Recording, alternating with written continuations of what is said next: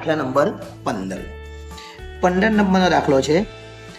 બરાબર રીતે ચીપેલા 52 પત્તાના એક ઢગમાંથી યાદચ્છિક રીતે 2 પટ્ટા ખેંચવામાં. અત્યાર સુધી તમે દાખલા જોયા ને 9માં 10માં અમે ત્યારે પણ એક જ પટ્ટો હતું. અત્યારે 2 પટ્ટા ખેંચવાના છે. 2 પટ્ટા એટલે પહેલાં તમારે n સુધી કરવાનો. n એટલે 52 c 2 2 ખેંચવાના છે એટલે છેદમાં લખવાનું 2 ને 1 અને 2 જ આંકડા ઉપર લખવાના એટલે 52 અને 51.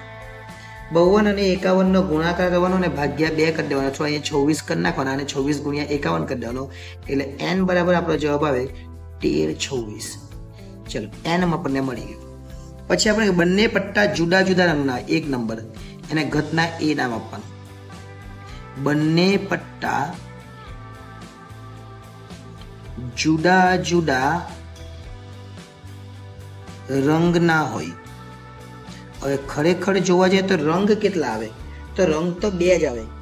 2 જ રંગ એટલે કયા કયા? એક લાલ રંગ આવે અને એક કાળો રંગ આવે.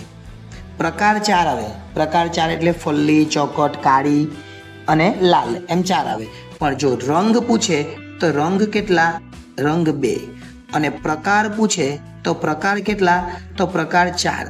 પહેલું ફલ્લી, પછી કાળી, પછી ચરકટ અને પછી લાલ. એટલે આપણને જો પ્રકાર પૂછે તો 4 પણ રંગ પૂછે તો 2. એટલે આપણે એનો અર્થ શું થાય? 2 કાળીના, 2 લાલના, 2 લાલ રંગના અને 2 કાળા રંગના. શું કહેવાય? 2 લાલ રંગના અને 2 અને બંને પટ્ટા છે. બંને પટ્ટા જુદા જુદા રંગના એટલે શું થાય? 2 નહીં પણ 1 તો આપણે લખવાનું 1 પટ્ટું કાળા રંગનું અને 1 પટ્ટું લાલ રંગનું. તો અહીં લખવાનું m બરાબર 1 પટ્ટું કાળા રંગનું. કાળા રંગ 26 આવે એટલે 26 માંથી 1 અને એટલે ગુણાકાર અને 1 પત્તું લાલ રંગનું એટલે 26c1. રંગની વાત છે.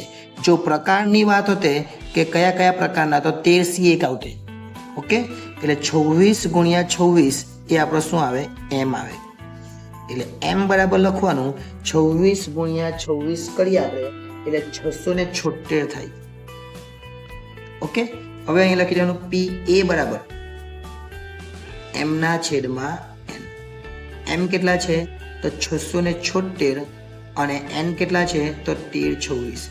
આટલું જ લખો તો પણ ચાલે અને આને આગળ લખીએ તો પણ ચાલે. આ 676 એટલે 26 ગુણ્યા 26 આપણને ખબર છે અને 1326 એટલે આપણે અહીંયા કરેલો આ 26 ગુણ્યા 51 એટલે 26 ગુણ્યા 51. 26 નીકળી જાય એટલે આપણો જવાબ આવે PA બરાબર 26 ના છેદમાં 51. આ 26 ના છેદમાં 51 એ પહેલા દાખલાનો અંતિમ જવાબ કહેવાય. ઓકે, ત્યાર પછી બીજો દાખલો છે. બીજા દાખલામાં શું કીધું છે? બંને પટ્ટા ચહેરાવાળા હોય. હવે બંને પટ્ટા ચહેરાવાળા એટલે શું કરો? અહીંયા લખીએ આપણે બંને પટ્ટા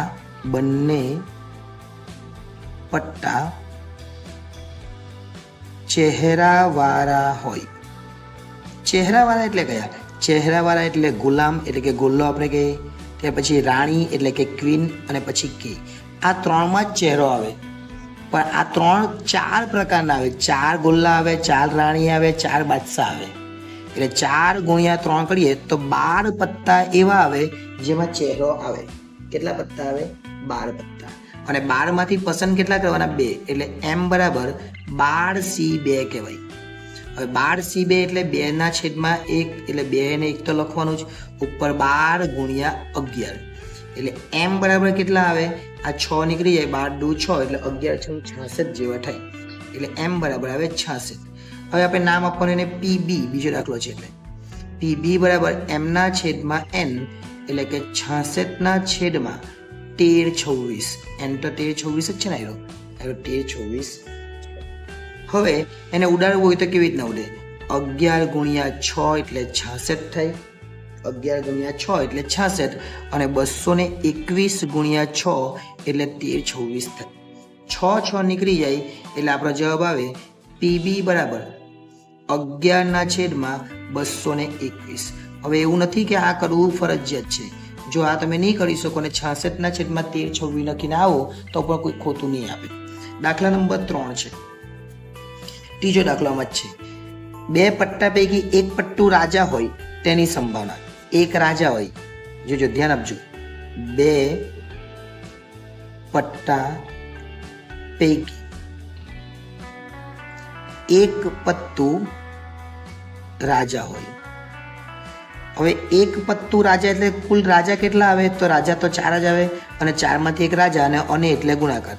હવે કુલ તો 52 પત્તા, 52 માંથી 4 પત્તા તો નીકળી ગયા. હવે તો વધ્યા કેટલા? 48. તો 48 માંથી કોઈ પણ એક પત્તું હોઈ શકે. એક રાજા તો બાકીના 48 માંથી કોઈ પણ એક હોય. તો 48 માંથી 1 એટલે 4C, 1 એટલે 4 ને 48C 1 એટલે 48.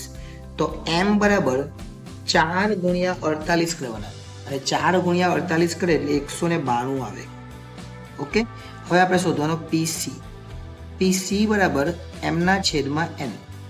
એનો મતલબ એવો થયો 192 ના છેદમાં n કેટલો છે? તો n છે 1326 એટલે એ લખવાના 1326. હવે ભાગ ઉડાડતા આવડે તો ઉડાડવાનો, નહીં આવડે તો કંઈ વાંધો નહીં. પણ 221 ના 6 આપણે આવેલો છે અહીંયા 221 ગુણ્યા 6 આગળના દાખલામાં અહીંયા જોયું આપણે. તો હવે 192 ને 6 વડે ભાગીએ તો 32 ગુણ્યા 6 આવે એટલે આ 6 નીકળી જાય એટલે PC બરાબર આપણો જવાબ આવે 32 ના છેદમાં 221 અને આ પણ આપણો અંતિમ જવાબ આવે. એટલે 3 જવાબને મેં હાઇલાઇટ કર્યા છે એ જોઈ લેજો, 1, 2 અને 3. અને આ 3 જવાબ આપણે ગણીએ એટલે દાખલા નંબર 15 આપણો પૂરો થઈ જાય.